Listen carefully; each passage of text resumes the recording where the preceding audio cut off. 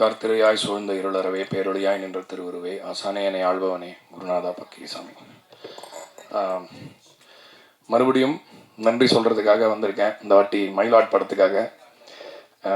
சில படங்கள் வந்து எனக்கு ஒரு பணி, ஒரு ஜாப் எடுத்துருக்கோம், இந்த ஜாபை நல்லா செய்யணும் அப்படின்னு நினைப்போம். ஒரு சில படங்கள் மட்டும்தான் நமக்கு ஓகே, இது நமக்கு ஒரு பொறுப்பு, ஒரு இசைக்கலைஞனாகவும் சரி ஒரு மனிதனாகவும் நமக்கு இது ஒரு பெரிய பொறுப்பு, இதில் வந்து ஜாபை முடித்தா பத்தாது, நம்ம இதை பதிவாகவும் வந்து ரொம்ப நேர்த்தியான வருங்காலங்களுக்கான ஒரு நல்ல பதிவாகவும் இது அமையணுங்கும் பொழுது நமக்கு அது ரெண்டு ரெஸ்பான்சிபிலிட்டி ஆகிடும். எப்பயுமே ராஜமுருகன் சாருடைய உரையாடல்கள் நமக்கு நடக்கும்போதோ, அவர் எனக்கு பாட்டு எழுதும் போதோ, இல்லை அவரோட படத்துக்கு நான் இசையமைக்கும் போதோ எப்பயுமே அந்த பொறுப்புன்ற விஷயத்தை தான் நான் ரொம்ப உணர்ந்திருக்கேன். ஸோ ரொம்ப ஸ்பெஷலான ஒரு கிரியேட்டர். ஜோக்கர் படத்தில் ஆரம்பித்தோம், அதுக்கு முன்னாடி குக்குவில் பாடுற டைம்லேருந்தே அவரை வந்து ஒரு கிரியேட்டராக, ஒரு மனிதராக, அவரோட சிந்தனைகள் என்ன, அவர் என்ன மாதிரி ஒரு படைப்பாளின்றது எப்பயுமே சர்ப்ரைசிங்காக இருக்கும் எனக்கு. அதே மாதிரி மயிலாட் படத்தில் இன்னொரு புது விதத்தில் ஒரு சர்ப்ரைஸ் கொடுத்தாரு. அதாவது அவருக்கே உரித்தான அந்த பொலிட்டிக்கல் சட்டையரை வந்து ரொம்ப ஒரு ஜனரஞ்சகமாக எல்லாரும் ரசிக்கும்படியாக அவர் கொடுத்தது வந்து எனக்கு ரொம்ப சர்ப்ரைசிங்காக இருந்தது. அவர் இத்தனை வருஷமாக பார்க்குற ஒரு ஃப்ரெண்டாக, ஒரு பிரதராக எனக்கு ரொம்ப பெருமையாக இருந்துச்சு. ஸோ மயிலாட் படத்தை எனக்கு கொடுக்கறது ரொம்ப தேங்க்ஸ் சார். அவரும் அதில் 2 பாடல்கள் எழுதியிருந்தார். ரொம்ப சிறப்பாக அந்த பாடல்களும் எனக்கு அமைஞ்சது. அதே மாதிரி சசி சாருக்கும் இது ரொம்ப தொடர்ச்சியாக, அதாவது டூரிஸ்ட் ஃபேமிலிக்கு அப்புறம் இந்த படம் திரும்ப அவரோட சேர்ந்து ஒரு வெற்றியில் பங்கேற்கிறதுன்றது ரொம்ப ஸ்பெஷலான ஒரு தருணமாக உணர்றேன். அப்புறம் அம்பேத் சார், நிறைய நாங்கள் நேரில் மீட் பண்ணி பேசினதை விட ஃபோனில் பேசினது தான் அதிகம். ஸோ இந்த படம் பண்ணுறதுக்கு முன்னாடி அவர்கிட்ட நடந்த அந்த உரையாடலை தான் நான் இப்போ எனக்கு நினைவுக்கு வருது. ஏன்னா இந்த படம் வந்து ஒரு சமூகத்துக்கு நல்ல ஒரு விஷயத்த செய்யக்கூடிய படம். இதை வந்து நான் நின்று பண்ணுறேன் அப்படின்னு சொல்லி அவர் எடுத்த இந்த முயற்சி இன்னைக்கு வெற்றி அப்படின்ற ஒரு புள்ளியில் வந்து நின்னதுக்கு ரொம்ப ரொம்ப அவருக்கு நன்றி சொல்லிக்கிறேன். போன ஃபங்க்ஷன்லேயே விட்டுட்டேன் சத்யராஜ் அவர்களை பற்றி பேசுறதுக்கு. அவர் வந்து ரொம்ப ஒரு சென்சிபிளான எடிட்டர். முதல்ல படத்தை அவர் கட் பண்ணி பார்த்தபோது அவரோட ஸ்டுடியோவில் தான் பார்த்தோம், அவரோட எடிட் ஸ்ட்ரீட்டில் தான். அண்ட் அவ்வளோ நிறைய நல்ல படங்களும் பண்ணியிருக்காரு. தொடர்ச்சியாக இன்னும் வந்து ஒரு கல்ட் ஃபிலிம்ஸ் நிறையா பண்ணிகிட்ருக்காரு. ஸோ அதில் மயிலாடும் கண்டிப்பாக ஒரு மைல்கல்லாக இருக்கும் அப்படின்னு நினைக்கிறேன் அவரை பொறுத்த வரைக்கும். அண்ட் ரொம்ப ரொம்ப had fun working with Sathyaraj. In fact எனக்கு மியூசிக்கலாக சில இன்புட்லாம் கொடுத்தாரு. இந்த மாதிரி படத்தில் நாங்கள் மியூசிக் முடிச்சுட்டு பார்க்கும்பொழுது இந்த இடத்துல இப்படி இருந்தால் நல்லாயிருக்கும் அப்படின்ற மாதிரி. எடிட்டர்ஸ் பொதுவாகவே அவங்களுக்கு அந்த ஒரு பாயிண்ட் ஆஃப் வியூ சூப்பராக இருக்கும். அண்ட் எடிட் டேபிளில் சம்டைம்ஸ் வென் ஸ்டோரிஸ் ஹேப்பன் அவங்களால அந்த ஒரு விஷயத்த வந்து பல்ஸ் பிடிச்சி பார்த்துட முடியும். ஸோ மயிலாடில் வந்து டைட்டில் மியூசிக் வந்து நான் வேறு மாதிரி பண்ணியிருந்தேன் முதல்ல. அது வந்து அவர் தான் வந்து அதுக்கு ஒரு இன்ட்ரெஸ்டிங்கான ஒரு ஐடியா கொடுத்து அதுக்கப்புறம் எனக்கு அந்த ஐடியா மாறி இந்த மாதிரி பண்ணோம். ஒன்ஸ் அகெயின் இந்த மாதிரி படங்கள் ஜெயிக்கிறதுக்கு எல்லாரும் நாங்கள் எவ்வளோ உழைச்சாலும் எவ்வளோ வேலை பண்ணாலும் எல்லாத்துக்கும் மேலே நீங்கள் கொடுக்கறது தான் பாஸ் எங்களுக்கு. ஸோ ப்ரெஸ் அண்ட் மீடியா எல்லோரும் பார்த்துட்டு இந்த படம் வந்து ரொம்ப சிறந்த படம். We can keep comparing collections, இது எவ்வளோ பண்ணிச்சு இது எவ்வளோ பண்ணிச்சுன்னு சொல்லலாம். ஆனால் நிறைய படங்கள் வந்து காலத்தை தாண்டி ஒரு சில படங்கள் வந்து என்ன சொல்கிறது, ஒரு எப்பயுமே நிழல் யாருக்கு வேணுமோ, யாருக்கு அந்த கம்ஃபர்ட் வேணுமோ, யாருக்கு அந்த இதம் வேணுமோ, யாருக்கு மனிதத்தை பற்றின சிந்தனையை ஒரு டைம் திரும்ப ரீதிங்க் பண்ணி பார்க்கணுமோ, ஒரு ஆலமரம் மாதிரி சில படங்கள் எப்பயுமே இருக்கும். அந்த லிஸ்ட்டில் மயிலாட் படத்தையும் ரசிகர்கள் வச்சிருக்காங்க இப்போ அப்படின்றது ரொம்ப ரொம்ப சந்தோஷமாக இருக்குது. ஒன்ஸ் அகெயின் இந்த படத்தில் இசைக்காக வேலை பண்ண எல்லாரையுமே நான் தேங்க் பண்ணிக்கிறேன். ஒவ்வொருத்தரையாக தேங்க் பண்ண டைமில். ஸோ மொத்த மியூசிஷியன்ஸுக்கும் தொழில்நுட்ப கலைஞர்கள் எல்லாருக்குமே என்னோட நன்றியை சொல்லிக்கிறேன். And last but not least press and media, திரும்ப திரும்ப நல்ல படங்களுக்கு ஒரு பலமாக இருந்து கையை பிடிச்சி தூக்கி விட்டு ஜனங்க கிட்ட கொண்டு போய் எங்களை சேர்க்குற அந்த பணியை நீங்கள் தொடர்ந்து செய்வீங்க. இன்னும் இந்த மாதிரி பல நல்ல படைப்புகளை உங்ககிட்ட கொண்டு வந்து சேர்க்கணுன்ற ஆர்வத்தையும் இது கொடுக்குது. ஸோ ரொம்ப ரொம்ப நன்றி எல்லாரும் வந்ததுக்கு. மயிலாட் படம் தொடர்ந்து இன்னும் நல்லா ஓடுறதுக்கு இன்னும் கொஞ்சம் நீங்கள் you should keep spreading the word அப்படின்னு கேட்டுக்கிறேன். ரொம்ப நன்றி. தேங்க்யூ.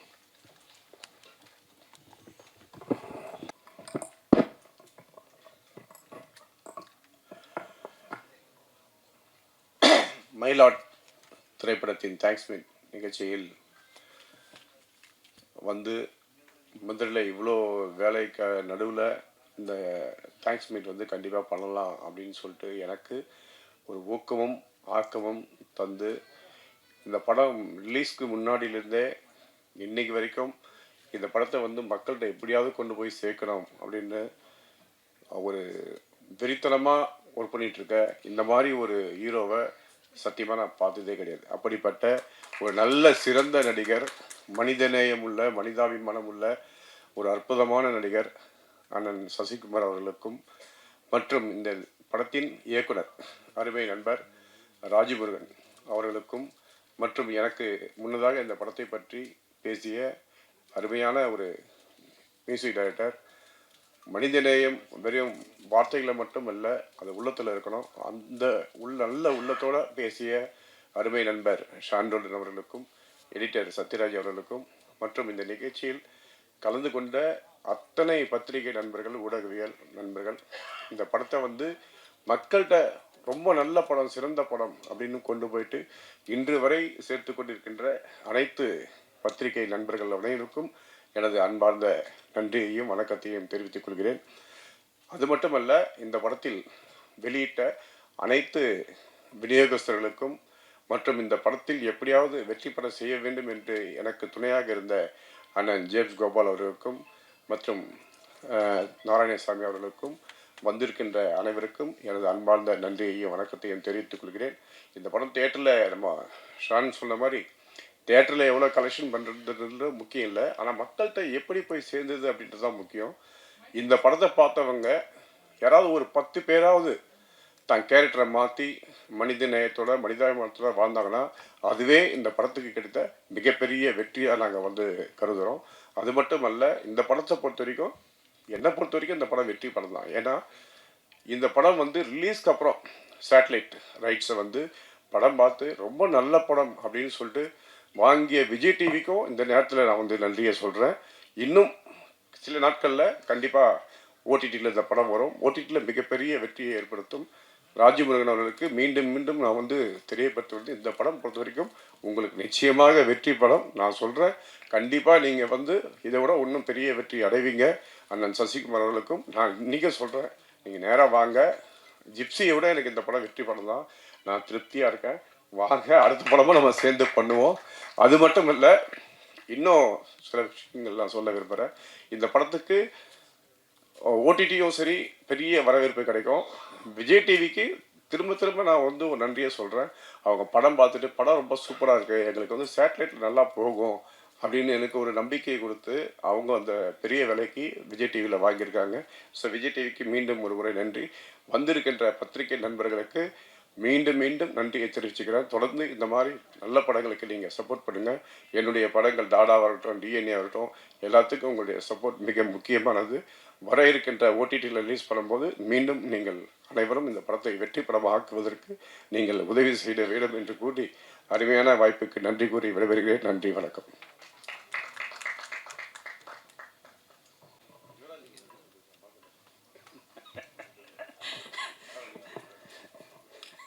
யுவராஜுக்கு நன்றி. எல்லாருக்கும் வணக்கம். ரொம்ப இவ்வளவு பேர் இந்த நேரத்தில் உங்களுடைய நேரத்தை இங்கே செலவு பண்ணதுக்காக முதல்ல நன்றி.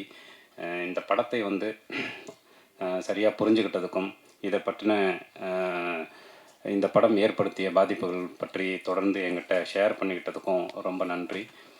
இந்த படம் மயிலாட ஆரம்பிக்கிறதுக்கு முதல் காரணமாக இருந்த அம்பேத் சாருக்கு ரொம்ப இந்த நேரத்தில் நான் நன்றி தெரிவிச்சுக்கிறேன்.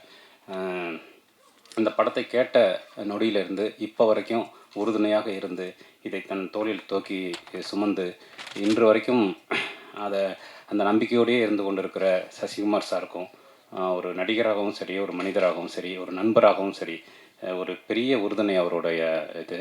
ஸோ அந்த நேரத்தில் அவருக்கு ஒரு பெரிய நன்றி சொல்லிக்கிறேன். ஷானும் அதே மாதிரி தொடர்ந்து நிறைய விஷயங்களை ஒரு வாத்தியார் மாதிரி ஷேர் பண்ணிக்கிட்டே இருக்கிற ஷானுக்கு இந்த தொடர்ந்து எனக்கான இசையை கொடுத்து கொண்டிருக்கிற அவருக்கு நன்றி.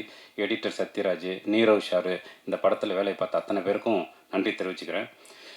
நான் சினிமாவுக்கு வந்த புதுசில் இருந்ததை விட இப்போ சினிமாவில் நிறைய விஷயங்கள் மாறி இருக்கு. குறிப்பாக நம்ம ஒரு படத்தை எழுத தொடங்குறதுலேருந்து ஒரு ரைட்டரோட வேலை ஆரம்பிக்குது.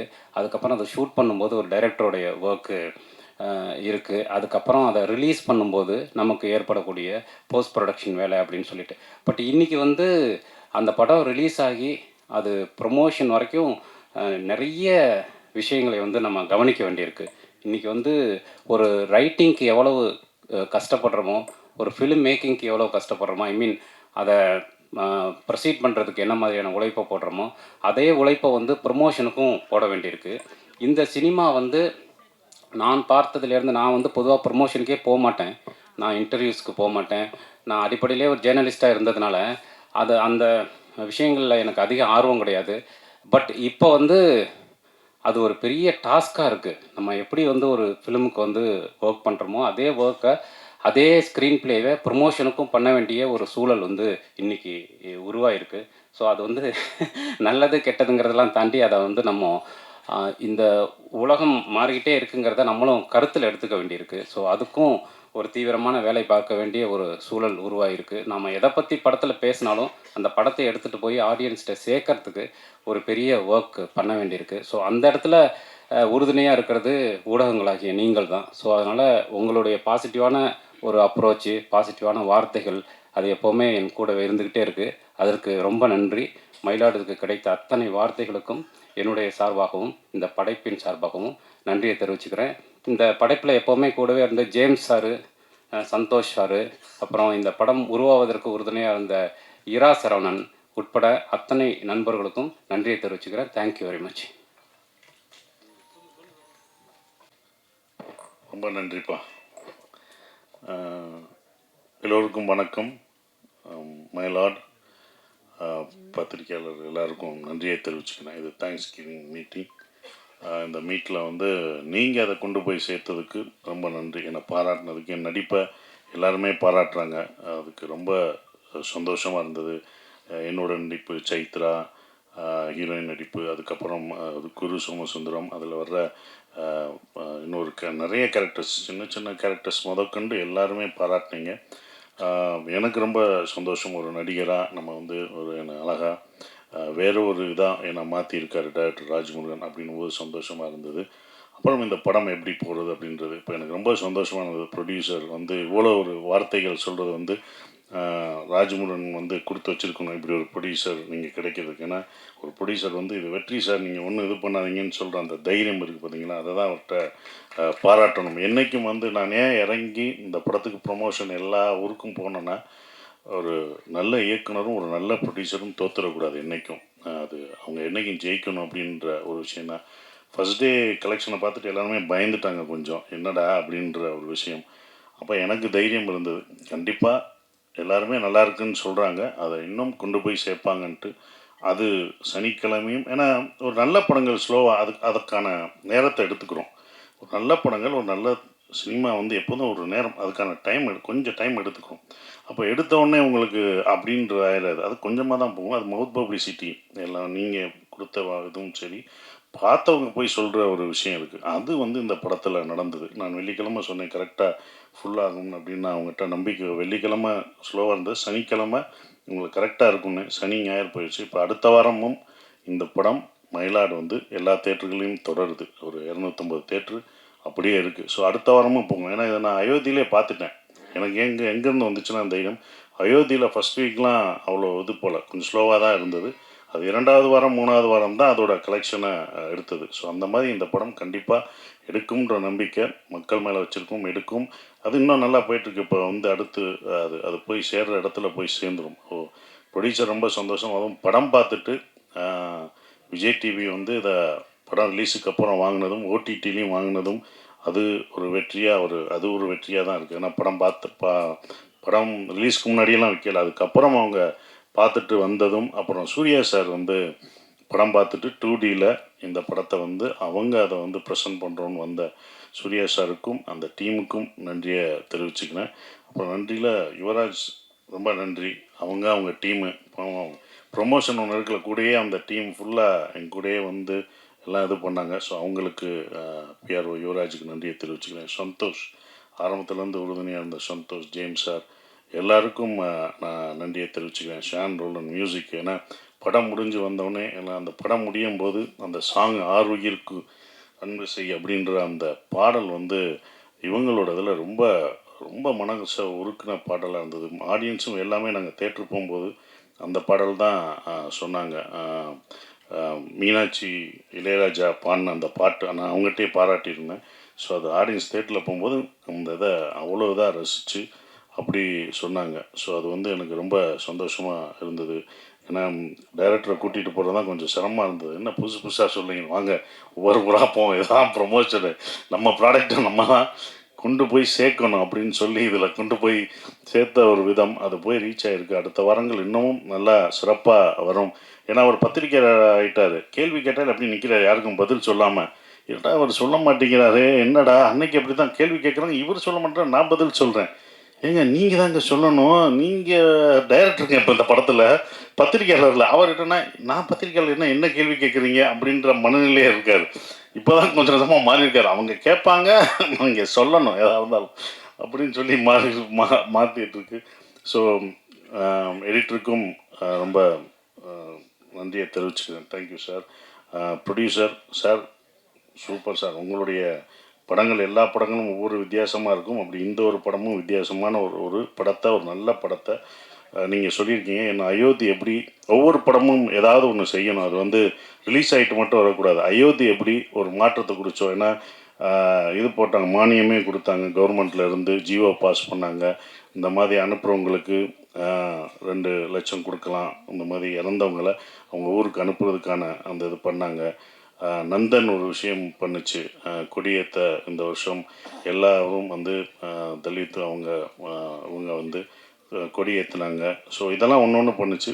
இதுவும் கிட்னி திருட்டை கண்டிப்பாக இந்த படம் தடுக்கும்ன்ற நம்பிக்கையில் தான் இந்த படம் வந்திருக்கு.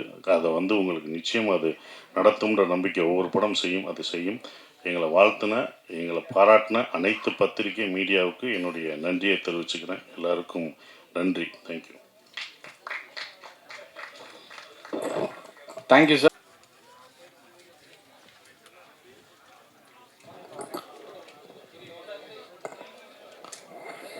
சார் வீடியோ சார் மேலே, வீடியோ சார் மேலே சார். எஸ்